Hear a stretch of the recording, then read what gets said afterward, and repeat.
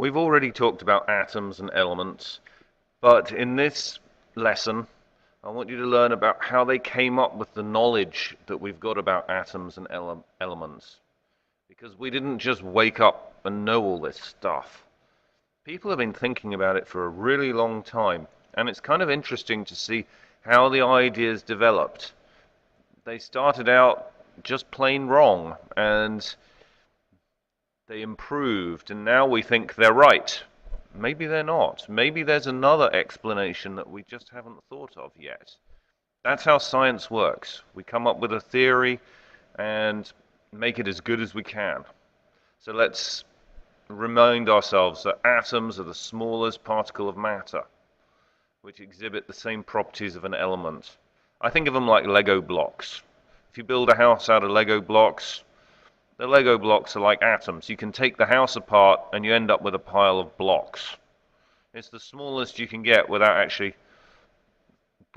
melting down the blocks, and then all you got is plastic and everything's the same. So atoms are like the building blocks. They're very, very small. Remember, the 10 to the minus 10 means, let's draw 10 to the minus 10. It's got 1, 2, 3, 4, 5, 6, 7, 8, 9, 10 zeros.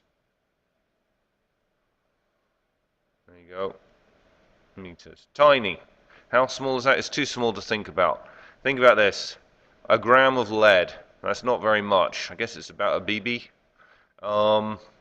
Has 2.9 times 10 to the 21. It's got 21 zeros on the end, atoms in it. Whereas the population of the Earth, my goodness me, this is an old slide. It's not 5 billion anymore, it's now 7. Very small. Okay, so we start off with Democritus. 400 BC, that's 2,500 years ago. The beginning of thinking. This guy called Democritus, he was a student of Aristotle. You might have heard of Aristotle. He's a very famous thinker. He came up with the idea of thinking, really. His student thought that everything must be made of little tiny pieces. If you took something and chopped it up, and then chopped the pieces up, and then chopped the pieces up, and kept on cutting it smaller and smaller, eventually you'd end up with something that you couldn't cut up anymore. His teacher, Aristotle, thought he was crazy, and he thought you could keep cutting things up forever. But it turns out Democritus, his student, was right.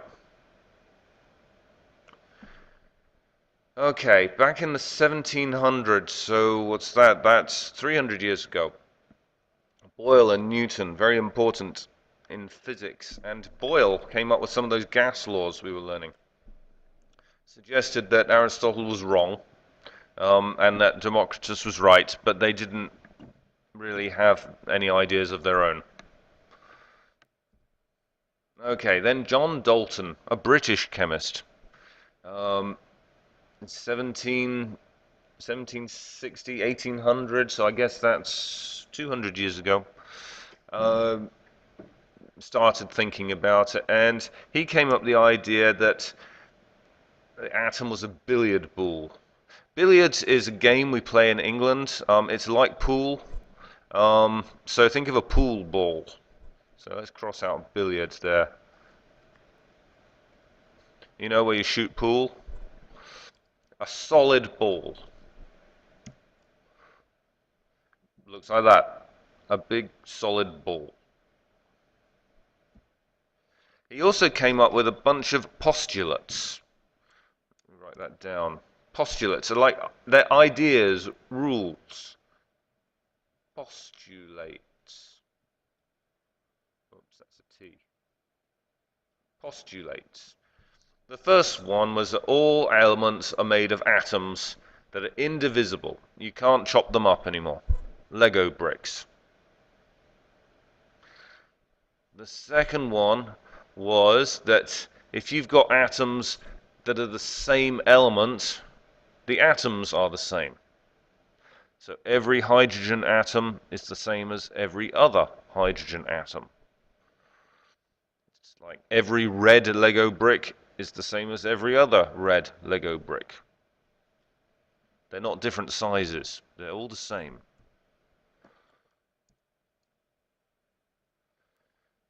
Atoms of different elements are different.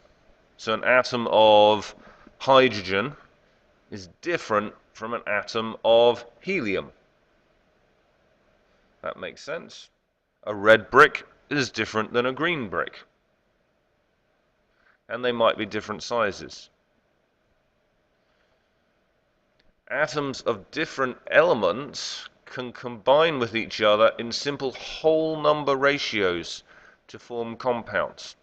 So you can add one oxygen and two hydrogens together and make water. You can't add half an atom. So you can have one red Lego brick and two green Lego bricks and stick them together, but you cannot cut a brick in half.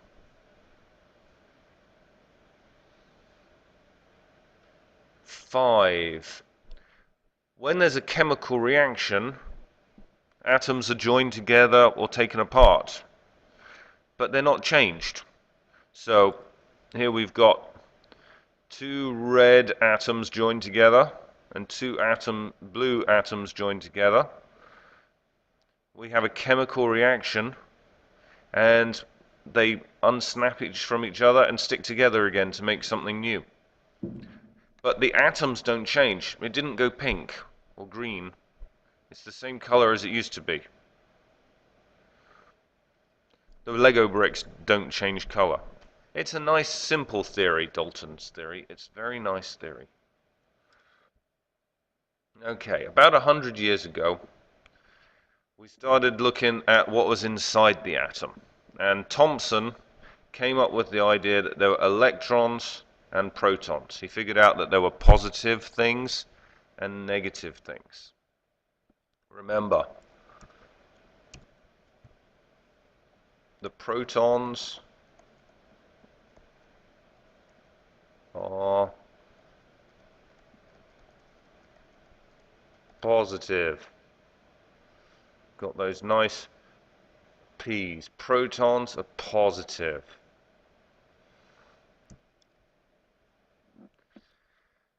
And he found that there were electrons which were negative.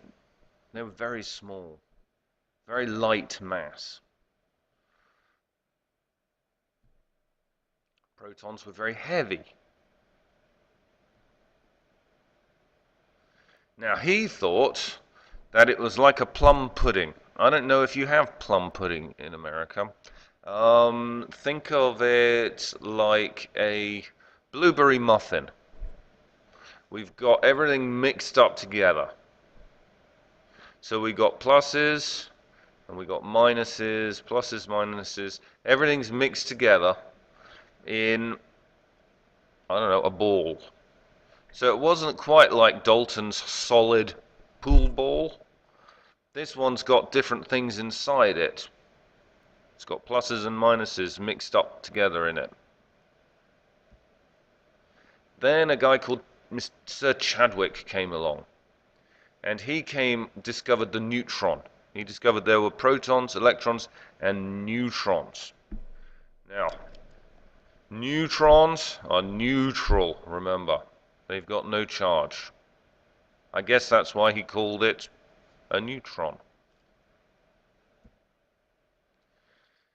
1870, 1937, so about 100 years ago, Rutherford did an experiment.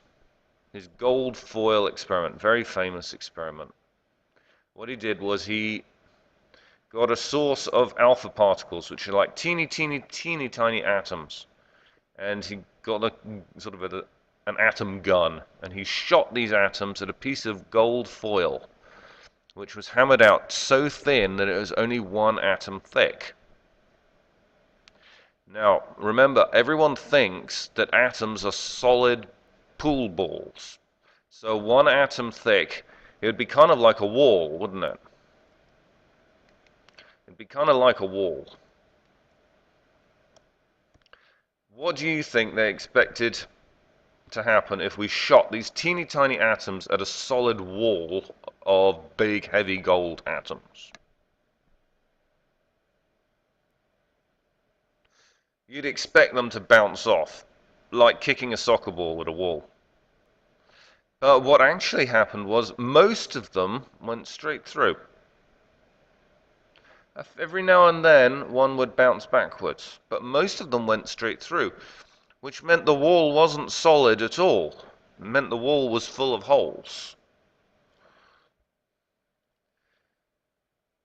Now then, what happened? So most of them went straight through, which meant there was nothing there. And a few of them bounced backwards when they hit something. So Rutherford came up with the idea, a correct idea, that that in an atom, most of an atom, there's nothing there. Look at it. Most of it, the alpha particles could go straight through. There's only this little tiny piece in the middle where they bounce back. So he figured out that most of an atom was empty space. Let's write this on your diagram, okay?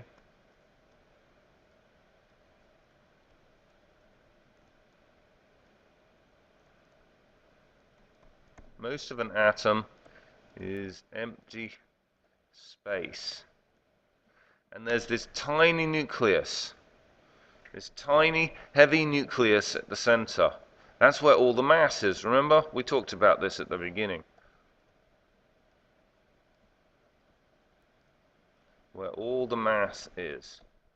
In fact, if we drew this diagram as big as the football stadium at the high school, the nucleus would be about the size of a quarter in the middle. You know, a little coin, about this big.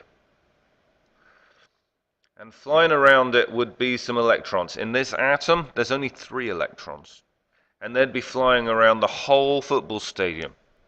And they would be so small you couldn't see them. And the rest of the atom is just empty space.